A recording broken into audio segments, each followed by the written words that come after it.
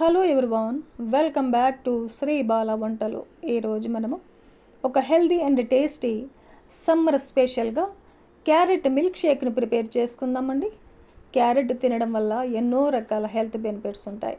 ఇంత హెల్దీ అయిన క్యారెట్తో కమ్మగా హెల్దీ వేలో ఈరోజు నేను మిల్క్ షేక్ను ప్రిపేర్ చేసి చూపించబోతున్నాను.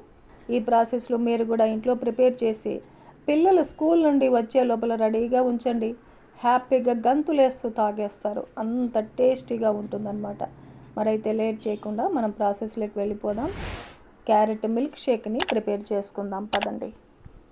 కుక్కర్ పెట్టేసుకొని ఒక క్యారెట్ని పీల్ చేసి శుభ్రంగా కడిగేసి ఇలా పీసెస్గా కట్ చేసి కుక్కర్లో వేసేసుకుందాం.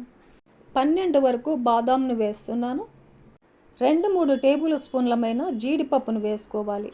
హాఫ్ గ్లాస్ వాటర్ వేసేసి కుక్కర్ మూత పెట్టేసుకొని ఒక 3 విజిల్స్ వచ్చేంత వరకు కుక్ చేసుకుందాం.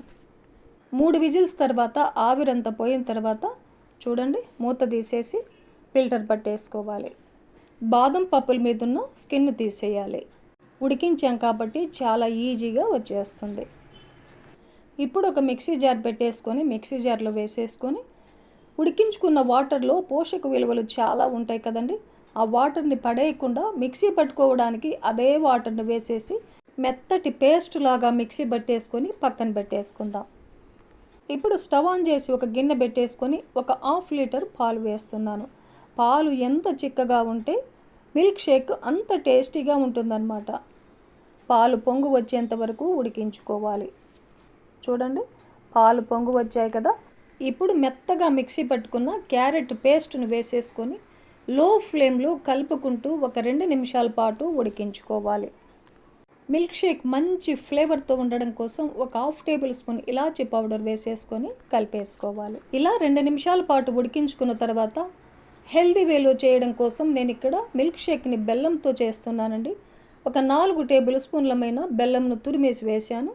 తక్కువ అనిపిస్తే మీరు మీ టేస్ట్ తగినట్టు బెల్లంను వేసేసుకోవచ్చు. బెల్లం ప్లేస్లో చక్కెరను కూడా వేసేసుకోవచ్చు. బెల్లం కరిగేంత వరకు లో ఫ్లేమ్లో మరో 2 నిమిషాల పాటు కలుపుకుంటూ ఇలా ఉడికించుకోవాలి. ఈ క్యారెట్ మిల్క్ షేక్ని వేడివేడిగా తాగొచ్చు.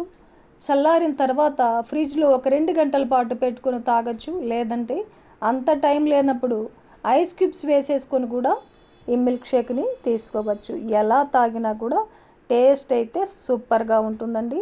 ఇప్పుడైతే మనకు అమృతంలాగా ఉండే డ్రై ఫ్రూట్స్తో క్యారెట్ మిల్క్ షేక్ మనకు రెడీ అయిపోయింది.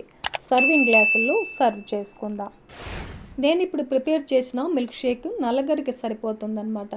ఈ లెక్కన మీకు ఎంత కావాలంటే అంత మిల్క్ షేక్ని ప్రిపేర్ చేసుకోవచ్చు. చిన్న చిన్న పీసెస్గా కట్ చేసిన 2 రకాల డ్రై ఫ్రూట్స్తో డెకరేట్ చేస్తున్నాను.